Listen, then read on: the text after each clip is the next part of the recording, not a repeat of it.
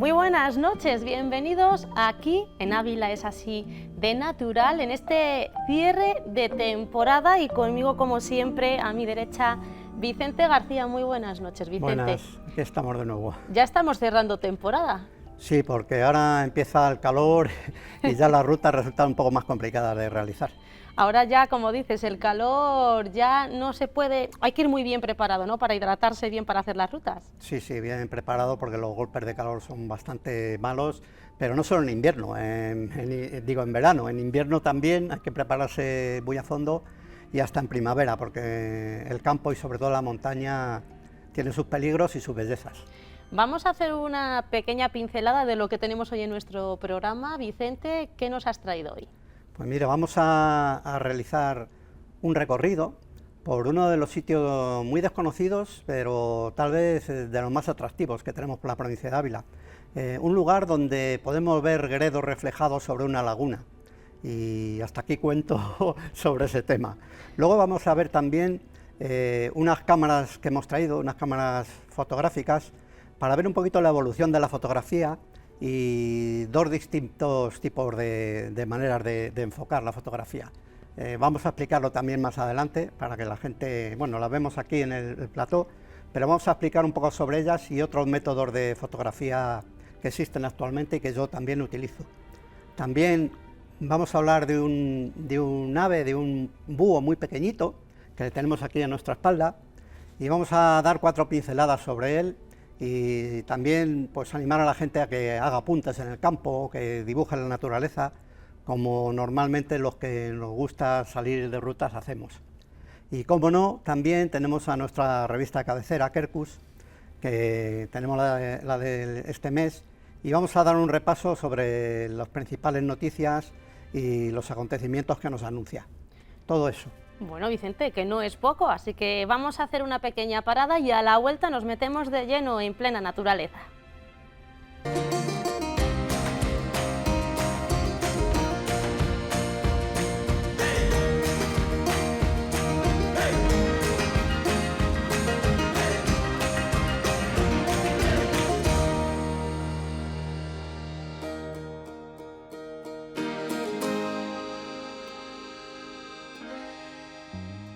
Ya estamos de vuelta y Vicente nos trae una ruta bajo el título Laguna Cañada del Gallo. ¿Qué es esto, Vicente? Sí, a algunos le puede sonar un poquito raro y un poquito extraño. Pues es una laguna de bastante altitud, sobre la cual se refleja gredos. Es decir, es una maravilla de la naturaleza que, sobre todo en primavera, cuando Gredos tiene nieve, en los años que ha nevado, que este es uno de ellos, por ejemplo, podemos ver todo Gredos, lo que es el macizo de Gredos reflejado en la laguna. Es una ruta muy accesible, se puede ir con niños también, y por suerte es una ruta que no está masificada, es decir, no hay muchos lugares donde aparcar, caben 2 o 3 coches, y esperemos que siga así, porque una de las bellezas de este lugar es la falta de masificación. Entonces, bueno, yo animo a hacer este recorrido en familia, tranquilamente, y disfrutar de la naturaleza. Esa laguna que se llama Laguna Cañada del Gallo, pero ha recibido muchos nombres. Laguna Canta el Gallo le llaman algunos, que es digamos que se ha desviado el nombre original. Cañá el Gallo se llamó también en su día, pero el nombre real es la Cañada del Gallo, porque precisamente pasa una cañada por ahí por la zona. Entonces vamos a ver un recorrido muy sencillo, sobre todo cuando no hay nieve, y animo a la gente a que lo haga y sobre todo a que respete el entorno y alrededor de la laguna, por supuesto.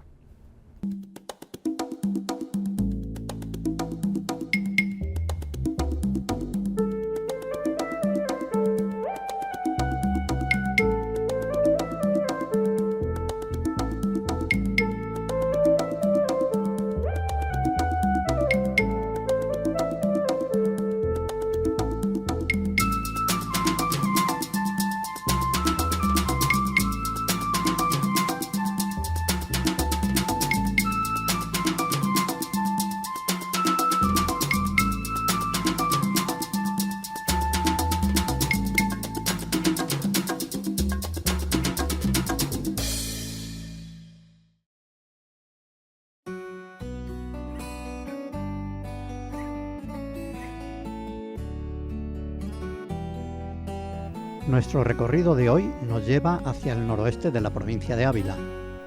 Salimos de la ciudad y nos dirigimos a la Nacional 502, contemplando la Paramera, que aún conserva algo de nieve. Pasamos por Solosancho en dirección al puerto de Menga. Al llegar a San Martín de la Vega del Alberche, seguimos por la carretera de la Erguijuela y antes de llegar paramos en un pequeño prado a la izquierda. Muy cerca está la fuente donde nace el Alberche y algo más arriba la laguna hacia la que iniciaremos la ruta a pie. A nuestro alrededor, algunos caballos sueltos se alimentan de la verde hierba y los arroyos cercanos rezumban agua entre los cerngunales.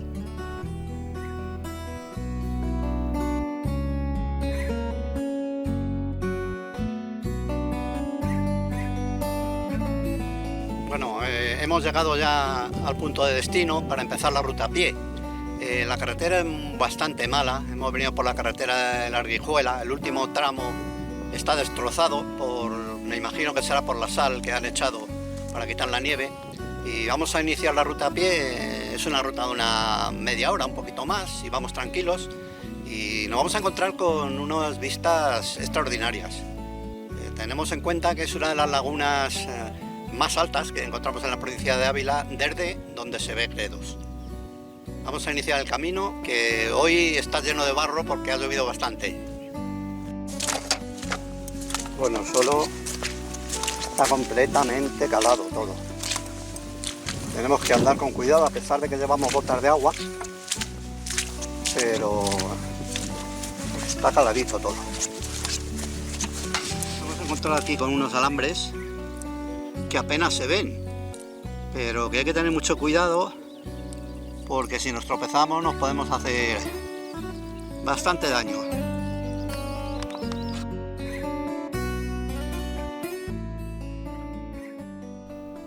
El primer tramo de la ruta no es muy complicado. Salvando el suelo encharcado, nos desplazamos entre algunos piornales, tratando de pisar en terreno algo más seco.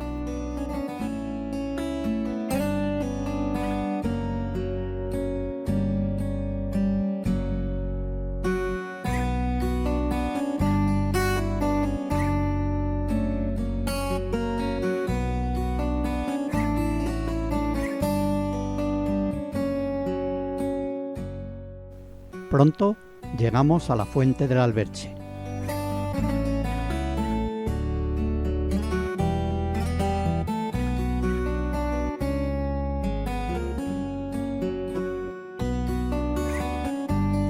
Este pequeño manantial no nos hace imaginar la fuerza que tomará este río pocos kilómetros más abajo.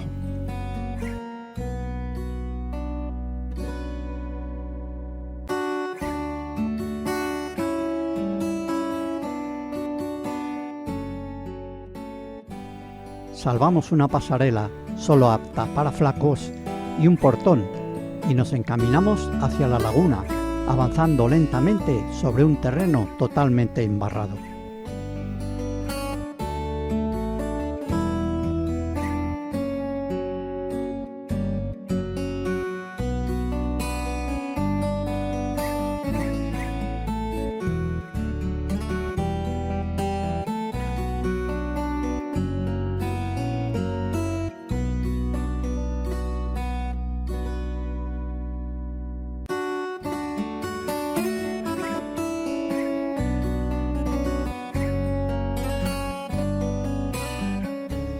Los primeros años que vine yo a esta laguna apenas había camino, simplemente había un pequeño sendero, no estaba señalizada ni la fuente del Alberche ni los letreros que dicen por dónde se va a la laguna del Rasca el Gallo o Canta el Gallo, y estos pinos que veis aquí atrás pues estaban recién plantados, es decir, hace ya unos cuantos años que fue mi primer viaje a esta laguna tan extraordinaria. Hoy día el camino está muy bien, salvo en esta fecha porque claro, ha llovido mucho, ha nevado y está todo embarrado, pero el acceso es bastante cómodo. Vamos a seguir, que nos queda poco ya.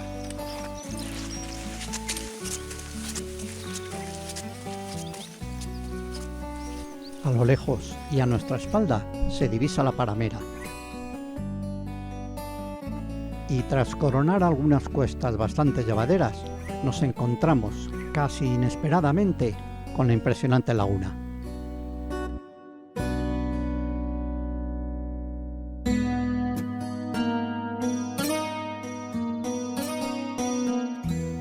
Todo un espectáculo se presenta ante nuestros ojos. Las cimas de Gredos, repletas de nieve, se reflejan en las aguas tranquilas de la laguna, ofreciendo una sensación que sobrecoge.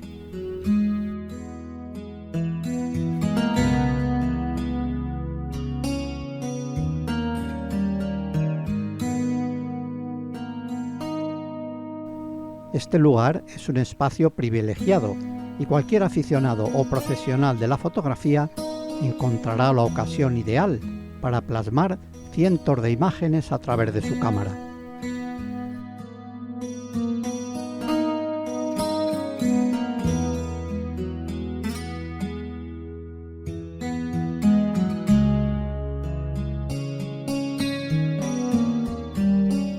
La mejor época para visitar este lugar es la primavera, cuando aún la nieve cubre las cimas de Gredos.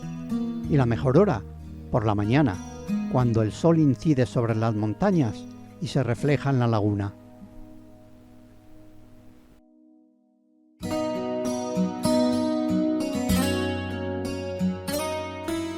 Bueno, unos llaman a la laguna de Rasca el Gallo, como figura en el cartel. Otros la llaman Laguna de Canta el Gallo. El nombre es lo de menos, porque el espectáculo está garantizado, el visitar este espacio, sobre todo cuando en Gredos hay algo de nieve. Los atardeceres aquí también son muy bonitos, pero sobre todo el amanecer, que es cuando el sol se refleja más en Gredos y la luz no es tan intensa como ahora, cuando hemos venido nosotros. El recorrido no es complicado, hoy se nos ha hecho algo más largo porque el camino estaba intransitable y bueno, en 3/4 de hora podemos subir sin mucho esfuerzo. Es todo cuesta arriba, pero es una cuesta bastante ligera, bastante aceptable. El espectáculo es, como hemos dicho, muy intenso porque a nuestra espalda está Gredos, pero es que enfrente tenemos la Serrota, o viceversa si nos damos la vuelta, evidentemente. Y luego hemos tenido la suerte de que es el comienzo de la primavera y los narcisos están empezando a florecer, los crocos también llenan los campos.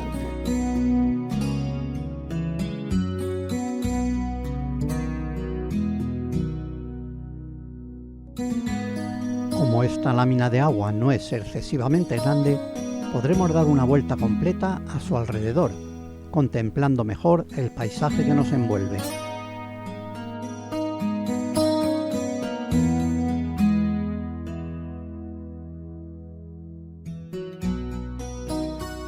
Los narcisos reflejan el sol de la mañana y algunos crocos aparecen entre los cernunales, recién nacidos entre la nieve que se ha fundido aquí hace solo un par de días.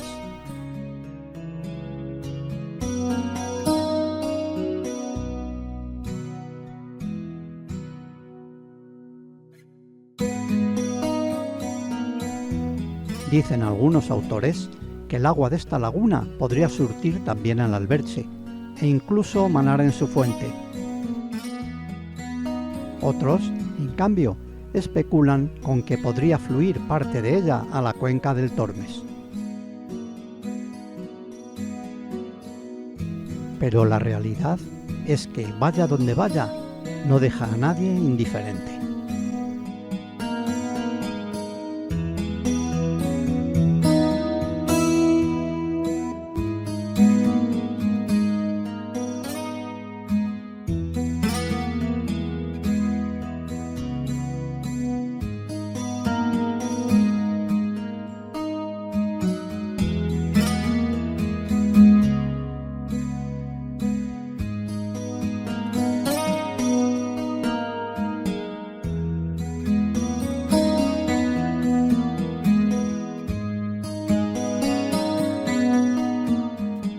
Vamos a iniciar el camino de vuelta y a pararnos a hacer algunas fotografías porque el día invita a ello.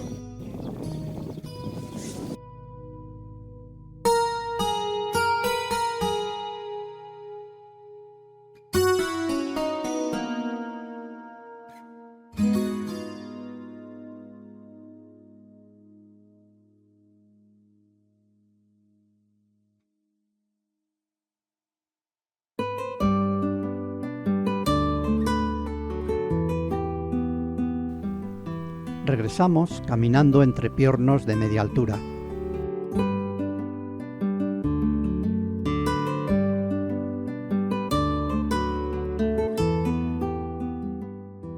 Los crocos siguen apareciendo en nuestro camino. En algunas zonas tiñen por completo algunas praderas.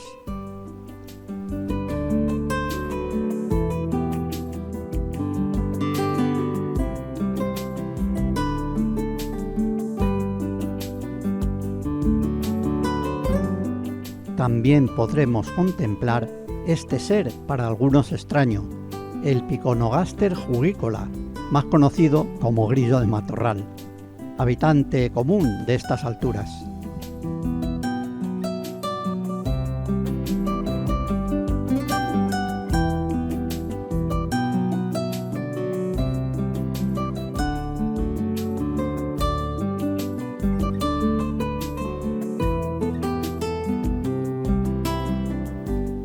En el camino de regreso volvemos a encontrarnos con caballos en semilibertad, que nos ofrecen sugestivas imágenes y que nos hacen parar para poder grabarlos.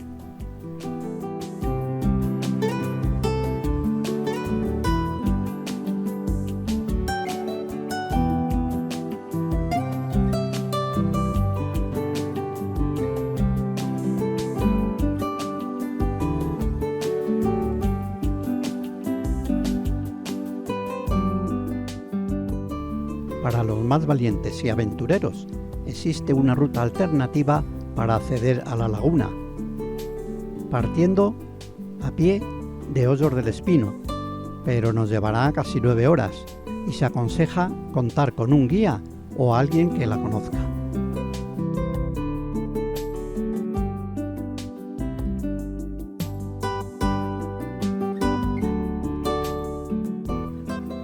Mientras regresamos, recordamos otras marchas que hemos hecho cerca de aquí, como la del río Alberche, con sus espectaculares meandros, o la de la Cascada de la Piedad, donde la niebla al atardecer nos envolvió de forma sugerente y peligrosa a la vez.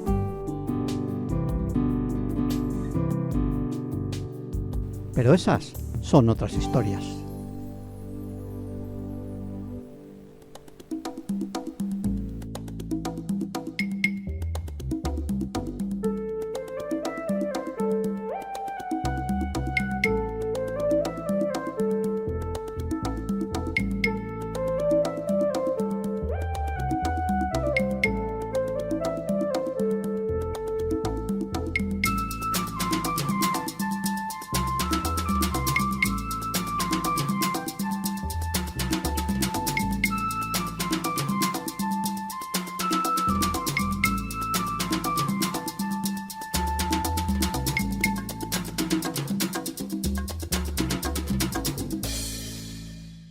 Ya lo han podido ver, esta ruta que es accesible para todos y entre unos 30 a 45 minutos, nos decía Vicente, ¿no es así?, que podemos hacer esta ruta. Sí, además,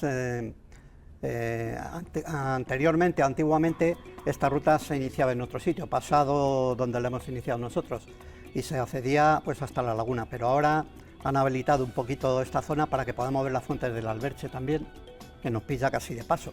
¿Cuál es la mejor época para hacer esta ruta? Porque ahora ya estamos entrando casi en el verano y ya el calor aprieta, no sé si ahora es muy aconsejable. Si es un día muy caluroso, no, aunque no es una ruta larga, pero bueno, si vamos con personas mayores o con niños, pues puede pegar el calor a pesar de que tenemos gorra. Entonces, la mejor ruta para hacerla, la mejor época, es sobre todo la primavera, y si ha nevado en invierno o a principios de primavera, ideal, porque como hemos visto en el documental, se refleja la nieve de Gredos y es una maravilla, ¿no? Los atardeceres, los amaneceres allí tienen que ser espectaculares. Sí, mejor casi el amanecer, porque la orientación que tiene Gredos, pues en el amanecer da la luz del sol bastante filtrada en las montañas de Gredos y es cuando mejor se ve la laguna y el Gredos reflejado en la laguna. Pero vamos, el atardecer allí también es es precioso y es espectacular. ¿Qué especies podemos encontrar? Lo hemos visto en el vídeo, pero ¿qué especies podemos encontrar por esa zona? Sí, sobre todo, bueno, al ser una zona muy alta, muy pegada por el viento, muy azotada, pues bueno, especies de mamíferos, es difícil de localizarlas, las que hay ahí, y hay que estar por la noche para verlas, que luego veremos con las cámaras, un buen método para observar especies de noche. Pero sobre todo, si vamos en primavera, podemos tener la suerte, como cuando fuimos nosotros, de encontrarnos con una floración bastante buena de crocos, que el croco es, digamos, el azafrán silvestre, que no se come, el azafrán silvestre, que sale precisamente cuando se derrite la nieve o se retira la nieve. Nosotros en esta ruta tuvimos la suerte de que se había quedado la nieve prácticamente unos días antes. Entonces asistimos a una floración de crocos bastante buena y también al narciso. El narciso, esta flor amarilla que es muy bonita, narciso pálido. También podemos ver la floración del narciso. Y posteriormente, unos días después, también baja un poquito el nivel de la laguna y se llena de flores de ranúnculos, unas flores blancas muy bonitas también. Entonces hay momentos en que podemos ver la laguna llena de flores blancas. Decías en la ruta, Vicente, que el origen de la laguna no estaba del todo claro. Sí, sobre todo, bueno, no en sí el origen de la laguna, sino hacia dónde va. Es decir, el origen, bueno, vemos que esa laguna está bastante alta, que no hay montañas pegadas a ella, es decir, que no es que el agua baje de las montañas, sino probablemente tiene un afloramiento propio en la laguna esta. Entonces, algunos autores, incluidos nosotros que en los libros que hemos hecho, afirmamos o especulamos con que esa laguna puede incluso surtir a la fuente del Alberche, que hemos visto antes también, porque está más alta, entonces bueno, puede haber filtraciones e incluso parte de ese agua ir hacia allí. Y también por su orientación, aunque están más lejos, también podría verter algo de su agua al río Tormes, que está al otro lado, es decir, está un poco entre el Alberche y el Tormes, entre los dos valles. Sí. Bueno, no nos vamos a ir ni de un lado ni de otro para no equivocarnos, Vicente. Decíamos eso, que ahora ya con el calor hay que tener mucho cuidado a la hora de hacer las rutas. ¿Qué rutas serían más aconsejables ahora ya que entra el calor? Sí, bueno, lo ideal es, ya que pega mucho el sol, el calor, meterte en rutas de bosques, que hay muchas en Ávila, y tendremos que fomentar también un poco los bosques y sobre todo las plantaciones, pero de especies autóctonas. Es decir, que no ocurra que hay un incendio de un pinar y volvemos a plantar pinos, sabiendo que el cambio climático va a volver a provocar incendios. Es decir, hay algunas repoblaciones que tienen bastantes dudas, sobre todo a los expertos en ecología, porque es eso lo que estamos hablando. Hay que valorar un poquito que vamos hacia más calor. Es decir, y si un pinar se quema por el calor, pues dentro de unos años, cuando el pino empiece a crecer, es que se va a los a quemar otra vez. O sea, una repoblación responsable que hacer, ¿no? Responsable y con franjas de frondosas entre medias, que parece que no, pero frenan los incendios. Es decir, no arde lo mismo un pino que un roble, por ejemplo. Y ya por ir terminando este bloque, Vicente, ¿estáis haciendo alguna ruta, el grupo que siempre vais, o tenéis pensado hacer alguna ruta en las próximas semanas? Bueno, en mente tenemos bastantes cosas, pero aún no hemos realizado, no hemos realizado nada. O sea, que hay muchas ideas, pero hay que materializarlas. Sí, sobre todo en verano ahora ya se nos complica por el tema del calor y por el tema de los años que llevamos teniendo unos añitos. Llevamos, pues yo creo que con este programa más de 30 años haciéndolo. Empezamos cuando la tele era Canal 4. Sí. Y ya tenemos bastante solera y ya nos vamos cansando. Mira, por aquí han pasado muchos presentadores, en Ávila es así de natural, pero Vicente siempre has estado a pie del cañón. Sí, ahí andamos resistiendo. Claro que sí, Vicente. Bueno, pues vamos a hacer un parón y a la vuelta no lo olviden que vamos a hablar de fotografías y que los amantes de las fotos no pueden perdérselo.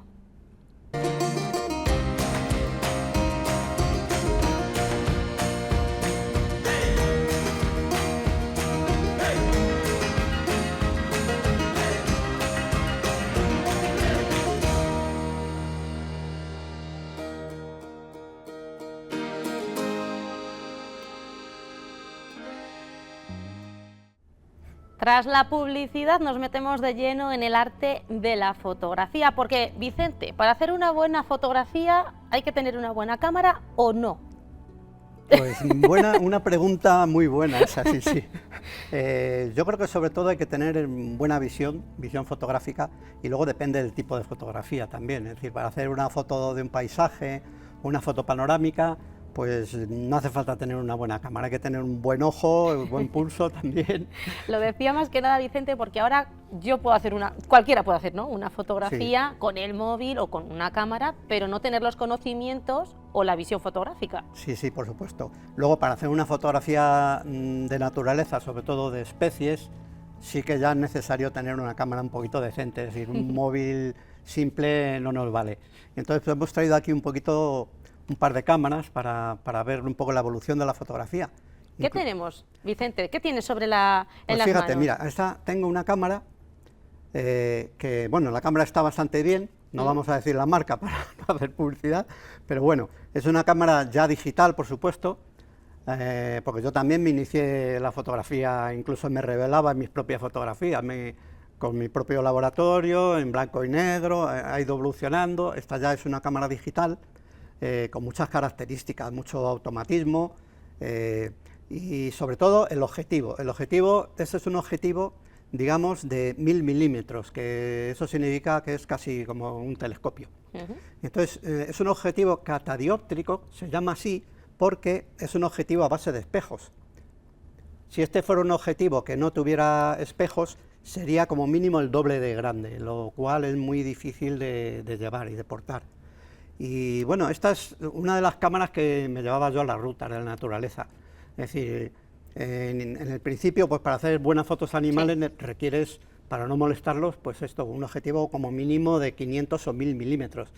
Esto significa que puedes hacer un primer plano desde lejos. Este objetivo catadióptrico, con espejos, lo que tiene es muy poca distancia focal. Es decir, te enfocas al elemento, por ejemplo, a un pájaro, le enfocas, pero todo lo que hay detrás de él sale desenfocado, lo que le hace tener mucha más nitidez y mucho más llamativa la fotografía.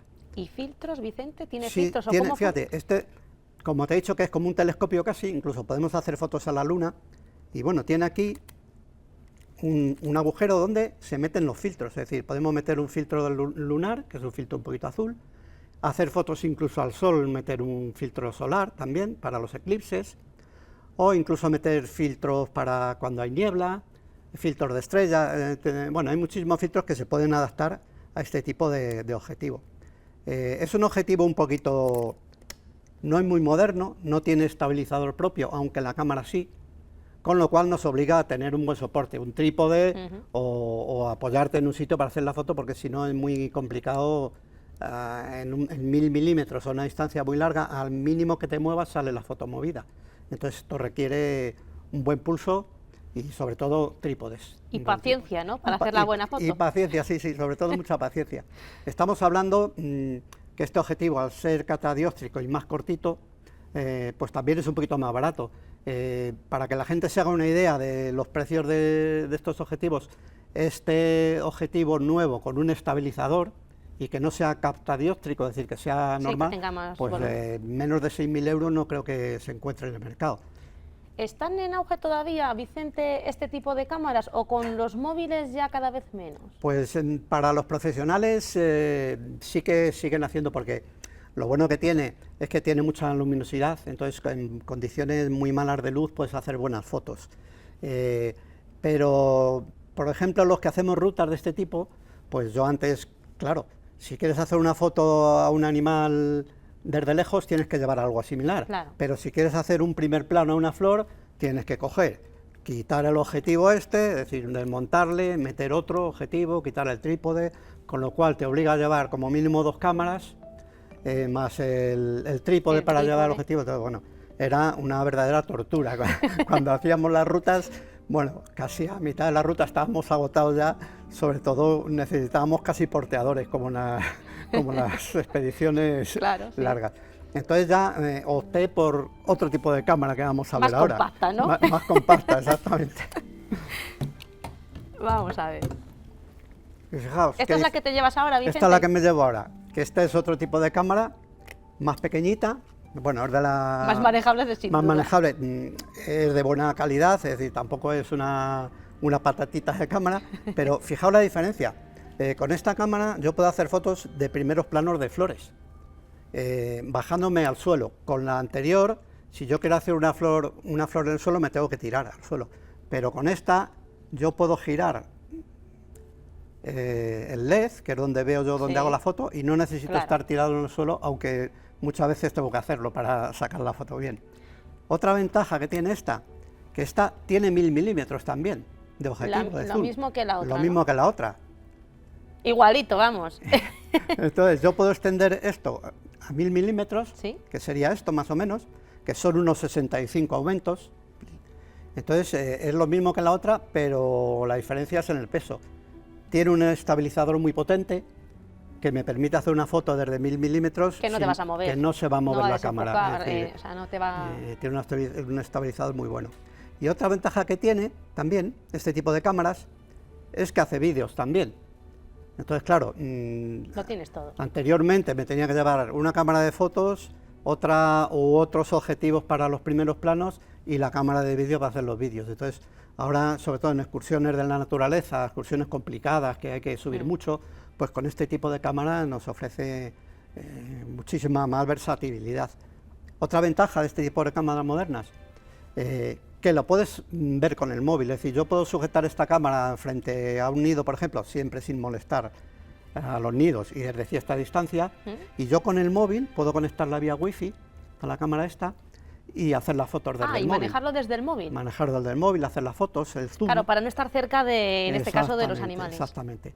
Entonces es otra ventaja también. Puedo pasarme las fotos al móvil directamente desde esta cámara. Es decir, tiene muchísimas ventajas sobre la otra. Desventajas, bueno, la luminosidad no es la misma, es decir, no es lo mismo un objetivo grande como ese que este tipo de objetivos. Entonces siempre son menos luminosos. Pero bueno, tiene también sus ventajas. Y luego también tenemos el móvil, como tú has dicho, es decir, no hay que despreciar tampoco los móviles. Que bueno, los móviles también, Vicente, hay que tener en cuenta que sí, tú puedes hacer una foto, pero tienen todas esas características que hay que poner. Sí, los móviles normalmente ya, los móviles de hoy día, pues tienen características incluso profesionales, es decir, que no te hace la foto automática, sino que tú puedes jugar con la exposición, con la velocidad. Hay que tener cierta soltura y manejar un poquito las cámaras para ese tipo de fotos. Pero bueno, los móviles sí que en fotos panorámicas y también en primeros planos sí que hacen buenas fotos. Yo también utilizo el móvil a veces para hacer fotos. Hay que actualizarse, ¿no, Vicente? Sí, hacer fotos de insectos pequeños si se dejan arrimar, y sobre todo de primeros planos de flora, de flora. Con el móvil salen buenas fotos y además el móvil y algunas cámaras de este tipo también te geolocalizan el lugar, es decir, tú haces la foto y sobre todo para material colaborativo, es decir, tú cuando lo mandas a biodiversidad virtual o a Facebook que tenemos aquí de naturaleza en Ávila también, pues tú geolocalizas ese lugar y todos los expertos saben más o menos dónde hay una especie, dónde has hecho la foto, y sirve mucho pues, para saber qué tipo de especies hay en un determinado lugar.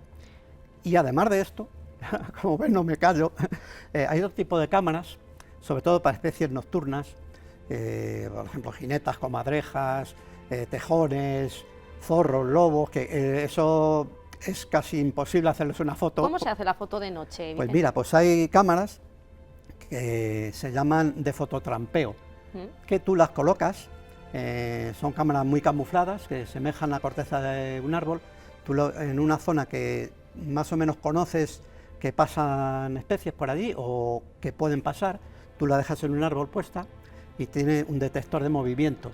Y cuando ve que hay movimiento, dispara, ¿no? Hace la foto o hace vídeo. Iba a haber traído yo una, pero precisamente la tengo puesta en el campo y no quiero quitarla, pero bueno, a lo mejor algún día la traeremos. Para la próxima. Algún día la traeremos. Y entonces son muy interesantes estas cámaras porque captan cosas muy interesantes. Yo, por ejemplo, en la que tengo colocada el otro día, pillé una comadreja, una garduña con un conejo de la boca, es decir, llevándose un conejo de la boca, es decir, que es una cosa pues casi inédita, es decir, yo no he llegado a ver una fotografía de ese tipo. Y además la vi como iba con el conejo, no podía con él, se apoyaba, y en el mismo lugar, 2 días después, una jineta también saltando entre las piedras, es decir, ese tipo de cámara nos ofrece unas posibilidades, sobre todo a los estudiosos de la naturaleza, porque son fotos nocturnas todas. El comportamiento de los animales también sí, por la noche. Por la noche, y sobre todo nos sirve para valorar qué especies se mueven por una zona, que sin este tipo de cámaras es complicadísimo, complicadísimo. Y especies como la que tenemos aquí a nuestra espalda, Vicente, pintada por ti. Sí, bueno, ya sabéis que me gusta el dibujo, la pintura y bueno, sí que sabes qué es, ¿no? Un mochuelo, ¿no? Un mochuelo, porque me lo has chivado antes, ¿eh? Un mochuelo, pues fíjate, es un cuadro de hace bastante tiempo, está hecho a plumilla y el fondo está coloreado con Photoshop, es una mezcla de técnicas que le he sacado un poquito mayor del tamaño natural para que lo vea la gente. Y es un mochuelo, pues uno de los búhos, digamos, más pequeñitos que tenemos, junto con el autillo. Sí que podemos verle aquí en la provincia de Ávila, y aunque es bastante esquivo, el mochuelo tenemos la posibilidad de verle, es uno de los pocos búhos que podemos ver durante el día. A un búho real, una lechuza, un cárabo, es muy complicado verlo, tenemos que verlo al atardecer o ya entrada la noche, lo cual es muy complicado también hacerle fotos, porque si le da un mochuelo a un búho, le metes una foto con flash, pues lo que haces es jorobarle claro. los ojos. Entonces, bueno, es uno de los más pequeñitos que tenemos, es aliado de las personas y del agricultor, porque comen multitud de insectos, pequeños reptiles, pequeños mamíferos. Es difícil verle con un ratón, como tengo yo aquí el dibujo, pero bueno, me parecía más sugerente hacer el dibujo así con un ratón de las patas, pero también caza pues, ratones pequeñitos. Tiene las posibilidades de girar el cuello como casi todos los búhos, como la niña en El Exorcista, no 360 grados, pero casi. Pero casi. Y eso lo hace porque tiene una visión como nosotros, todos los búhos tienen una visión binocular, es decir, tienen los ojos como veis al frente, cuando el resto de las aves, que no son nocturnas, las tienen lateral, lo cual les permite una visión más periférica. Entonces, claro, si el mochuelo, el búho o el cárabo quieren ver una especie que hay a la derecha, tienen que girar la cabeza. Claro, tiene sus complicaciones. Igual que nosotros, si queremos mirar atrás o al lado, tenemos que girar la cabeza. Sí. Entonces, sus grandes ojos, como veis, amarillos, les hace muy atractivos, y sobre todo a la hora de dibujarlos y de fotografiarlos, que es eso algo más complicado y más difícil. ¿Estás pintando ahora algo, Vicente? Sí, ando pintando un zorro también en un bosque y claro, está quedando bastante bien. Está bien, ¿no? Sí. Hablábamos del mochuelo y antes de irnos a publicidad no quería dejar pasar la oportunidad porque este fin de semana está el Festival de los Vencejos. Exactamente, el Festival de los Vencejos, que es un ave que, bueno, en Ávila tenemos la suerte de poseer una de las colonias más interesantes que hay aquí en Castilla y León de vencejos. Sobre todo se ha basado en los huecos de la muralla. Hace años se hizo una restauración, hace muchos años, se hizo una restauración de la muralla que tapó muchos nidos de vencejos, incluso con ellos criando, que ya se hicieron sus protestas. En las restauraciones posteriores parece que se han ido respetando los nidos, sobre todo los que no eran problemáticos. Y bueno, ahora también hemos visto en San Vicente también que se está haciendo otra restauración, que supongo que se estarán respetando también los nidos de los vencejos. Esperemos que sí. Esperemos, en primer lugar, porque es una especie protegida y las multas son bastante gordas, y si nos cargamos un nido de cualquier ave insectívora, bien sean vencejos, golondrinas o aviones, es decir, esto hago un llamamiento también pues eso, a la población, que lo respete, porque además sé yo que están poniendo multas bastante gordas si eliminamos un nido de este tipo, especialmente en época de cría. Entonces, bueno, el Festival de los Vencejos es una oportunidad de dar la bienvenida a estas aves, que el vencejo es uno de los mejores voladores que existen. Viajan, en pocas horas pueden ir al sur de España y luego volver. Y aparte de eso, es que prácticamente no se posan nunca, es decir, hacen la vida en el aire, comen en el aire, copulan en el aire. Todo lo hacen en el aire. Todo lo hacen en el aire, solamente se posan un poco en los nidos pues para alimentar a los polluelos, que sus nidos son agujeros prácticamente, sí, no tienen... igual que en la muralla, por eso sí, se ponen... No son nidos como los otros pájaros que meten muchas plumas y muy acolchaditos, no. Son nidos muy simples, pero la cantidad de mosquitos que comen los vencejos es increíble. Puede comer en época de cría más de 3.000 mosquitos diarios, es decir, imaginaos los vencejos que hay aquí alrededor de la muralla, a 3.000 insectos diarios cada uno. Sí que eliminan a muchos. Nos libran de una cantidad de mosquitos impresionante, con lo cual hay que dar la bienvenida a estos animales, a los vencejos. Y sobre todo, también hago un llamamiento, que es la época ahora, podemos ver muchos polluelos que se han caído del nido, entonces, bueno, no siempre es conveniente rescatarlos, sobre todo si son volantones, es decir, si vemos ahora en los jardines a mirlos o a estorninos, que ya hacen sus pequeños vuelos y son pollos, pero es mejor no vuelan, tocarlos, ¿no? Es mejor no tocarlos porque aunque los veamos en el suelo, los padres están alrededor y sí que bajan a alimentarlos. Entonces lo peor que podemos hacer es cogerlos y llevárnoslos pensando que hacemos un bien. Un bien, que muchas veces no lo sabemos, hay veces que lo hacemos porque quieres hacer bien a ese animal. Y con los vencejos pasa lo mismo, si vemos un vencejo adulto, porque hay veces que los vencejos pues, se golpean y caen al suelo, entonces salvo que sean muy expertos, no pueden elevar el suelo del suelo, elevar el vuelo del suelo, porque tienen unas alas tan grandes y unas patitas tan cortas que no pueden, ¿no? Que no pueden. Claro. Entonces, si vemos que es adulto, lo que no tenemos tampoco que hacer es tirarlos hacia arriba, porque pueden tener una ala mal o algo y volverse a golpear, pero sí podemos cogerlos y elevarlos en alto o dejarlos en un sitio alto y ellos solos cojan el vuelo, ¿no? Cojan el vuelo. Y si vemos que no, pues entonces llamar a un centro de recuperación o a gente experta que nos indique cómo alimentarlos o cómo proceder. Bueno, Vicente, pues nos vamos a ir a hacer un descanso, pero como decíamos, que tome la gente cita para este fin de semana que está ese Festival de Vencejos y nosotros a la vuelta vamos a seguir con más actualidad sobre naturaleza.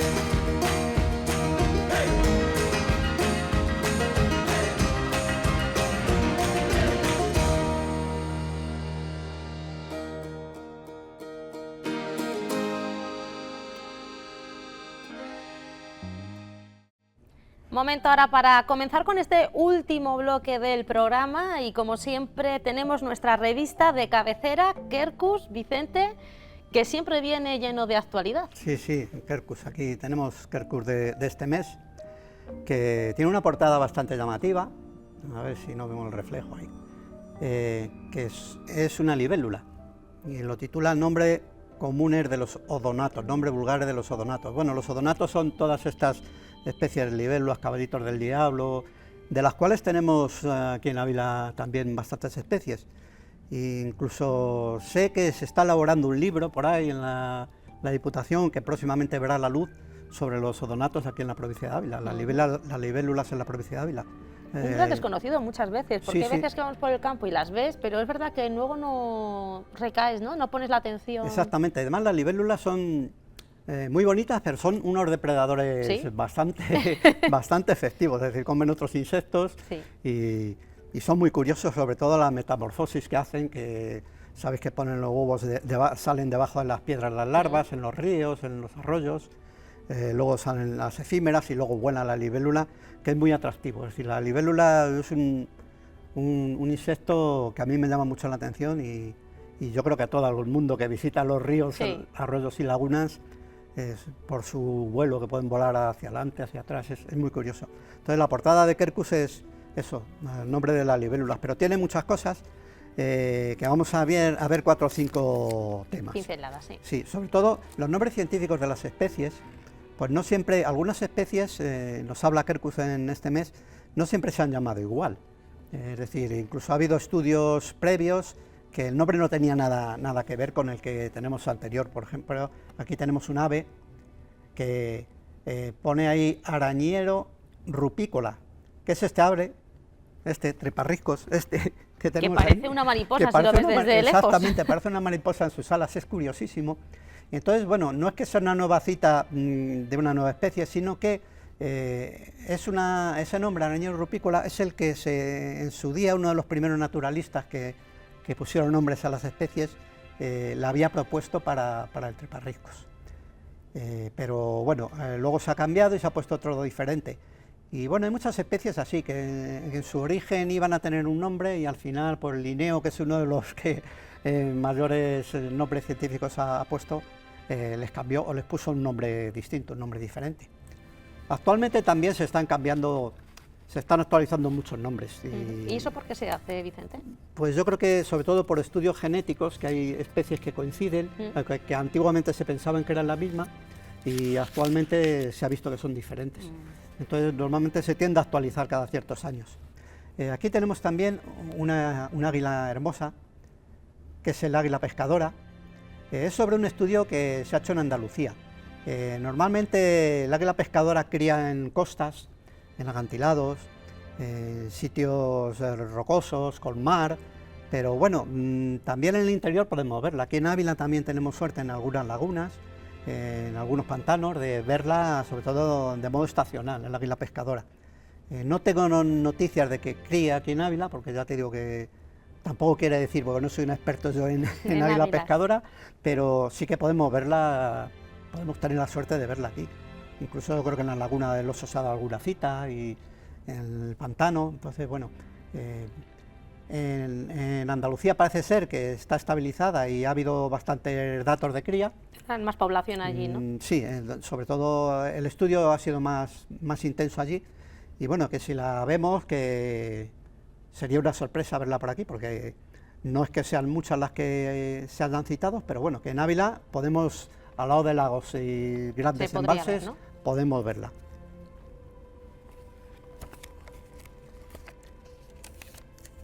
Bien, los odonatos hace un estudio Quercus bastante más profundo, ya que era su portada, sobre el estudio de los odonatos, los nombres comunes. Hay en algunos lugares que incluso les llaman de una manera y en otros de distinta. Es que una foto para hacer este tipo de fotografías, Vicente, ahí sí que hay que tener paciencia. Sí, ahí con un móvil es complicado hacerlas, sobre todo porque estos animales tampoco se dejan acercar mucho. Claro.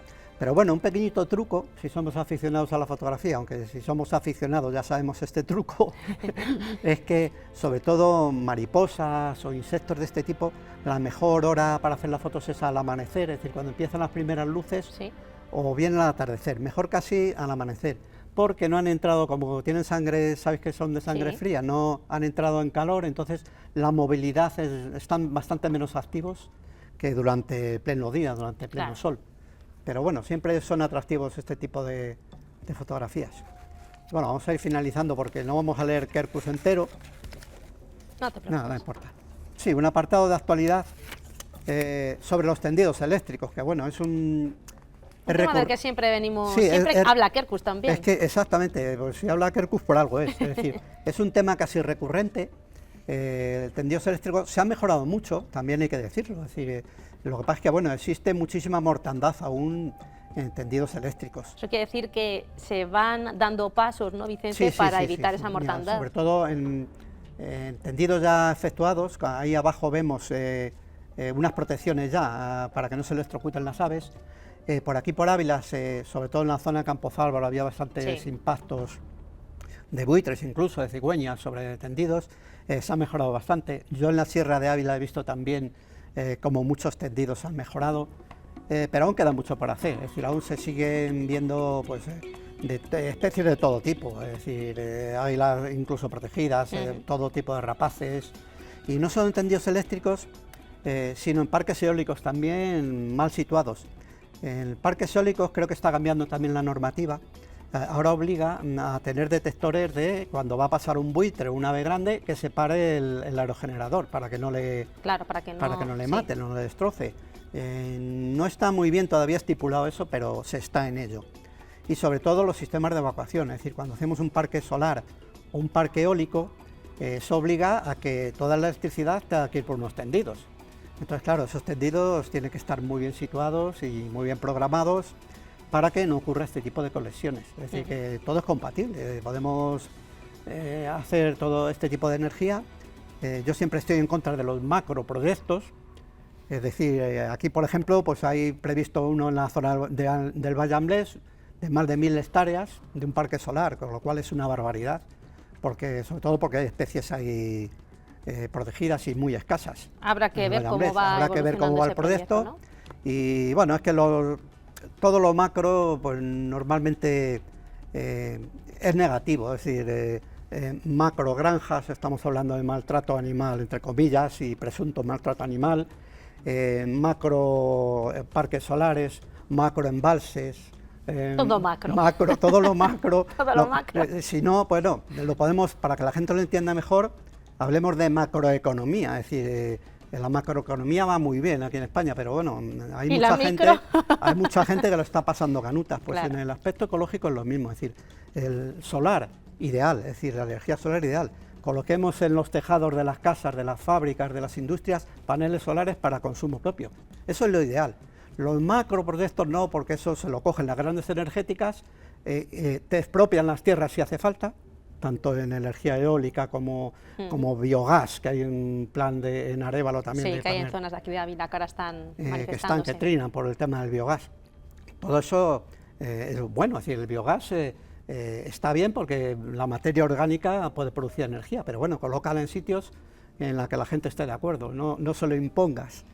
Nunca imposición, ¿no? No, porque nunca siempre imposición. Las imposiciones... Y bueno, la energía, todo este tipo de energía ecológica es positiva, pero sobre todo en pequeñas dosis. Es decir, es como todo, en las dosis pequeñas, el alcohol, bueno, es malo siempre, ¿no? Pero bueno, te tomas una cervecita, no está mal, pero si te metes 20 cervezas, pues hace daño. Pues. Digamos que en la energía ecológica, en la energía verde, algunas veces mal llamada verde, hay que ser también comedido y bienvenida sea, por supuesto. Bueno, Vicente, pues cerramos temporada de Ávila es así de natural en este 2025. Sí, vamos de cara al verano a ver si descansamos un poco y nos dedicamos un poquito más a cuidar el huerto para tener alimentos ecológicos. Te espero a la vuelta, yo siempre te hago esta invitación, luego ya en tu tejado queda la próxima temporada, Vicente. Como la energía solar, en mi tejado queda, veremos qué se avecina en la próxima temporada. Bueno, pues veremos lo que se aproxima, Vicente. Muchísimas gracias por esta nueva temporada que ya concluimos hoy y gracias por traernos siempre pues temas, rutas, incluso cosas solamente para el programa, te lo agradezco de corazón, ya lo sabes. Sí, yo también, gracias a ti y sobre todo a los espectadores que nos ven, y recordarlos que si algún programa de los anteriores no han visto, estamos también en internet. Bueno, Vicente, pues ha sido un placer como siempre. Igualmente. Pues ya lo saben ustedes, que si hay algún programa que no han podido ver en YouTube, en Ávila es así de natural, en la 8 Ávila, pueden durante todo el verano visionarlo para no perderse ningún detalle y nosotros intentaremos volver la próxima temporada de mano de Vicente García y seguro que alguna sorpresa, yo espero que así sea y nos volvemos a ver. Hasta la próxima.